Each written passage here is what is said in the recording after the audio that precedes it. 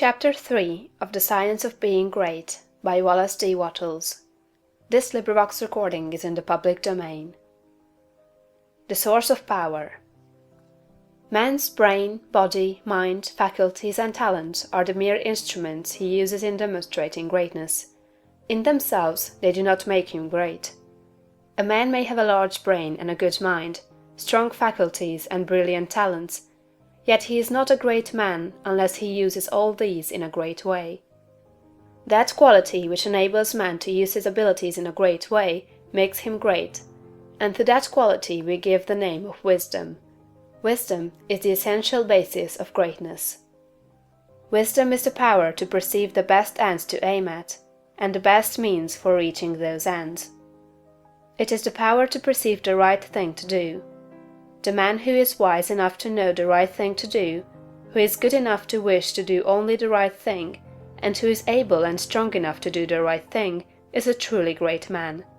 He will instantly become marked as a personality of power in any community, and man will delight to do him honor. Wisdom is dependent upon knowledge. Where there is complete ignorance, there can be no wisdom, no knowledge of the right thing to do.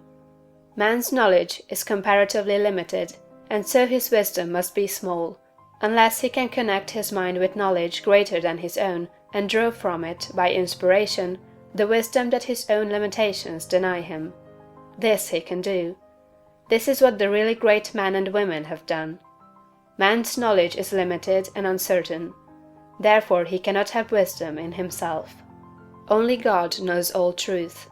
Therefore only God can have real wisdom, or the right thing to do at all times, and man can receive wisdom from God. I proceed to give an illustration.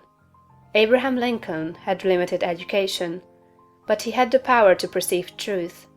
In Lincoln we see preeminently apparent the fact that real wisdom consists in knowing the right thing to do at all times and under all circumstances, in having the will to do the right thing, and in having talent and ability enough to be competent and able to do the right thing. Back in the days of the abolition agitation, and during the compromise period, when all other men were more or less confused as to what was right and as to what ought to be done, Lincoln was never uncertain. He saw through the superficial arguments of the pro-slavery men. He saw also the impracticability and fanaticism of the abolitionists. He saw the right ends to aim at, and he saw the best means to attain those ends.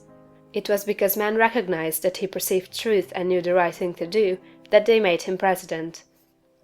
Any man who develops the power to perceive truth, and who can show that he always knows the right thing to do and that he can be trusted to do the right thing, will be honored and advanced.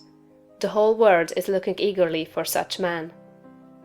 When Lincoln became president, he was surrounded by a multitude of so-called able advisers, hardly any two of whom were agreed. At times they were all opposed to his policies. At times almost the whole North was opposed to what he proposed to do. But he saw the truth when others were misled by appearances. His judgment was seldom or never wrong. He was at once the ablest statesman and the best soldier of the period. Where did he, a comparatively unlearned man, get this wisdom? It was not due to some peculiar formation of his skull, or to some fineness of texture of his brain. It was not due to some physical characteristics. It was not even a quality of mind due to superior reasoning power. Processes of reason do not often reach knowledge of truth. It was due to a spiritual insight. He perceived truth, but where did he perceive it, and whence did the perception come? We see something similar in Washington, whose faith and courage, due to his perception of truth, held the colonies together during the long and often apparently hopeless struggle of the Revolution. We see something of the same thing in the phenomenal genius of Napoleon, who always knew, in military matters, the best means to adopt. We see that the greatness of Napoleon was in nature rather than in Napoleon, and we discover back of Washington and Lincoln something greater than either Washington or Lincoln. We see the same thing in all great men and women. They perceive truth, but truth cannot be perceived until it exists, and there can be no truth until there is a mind to perceive it. Truth does not exist apart from mind. Washington and Lincoln were in touch and communication with a mind that knew all knowledge and contained all truth. The same is true for all who manifest wisdom. Wisdom is obtained by reading the mind of God. End of chapter 3.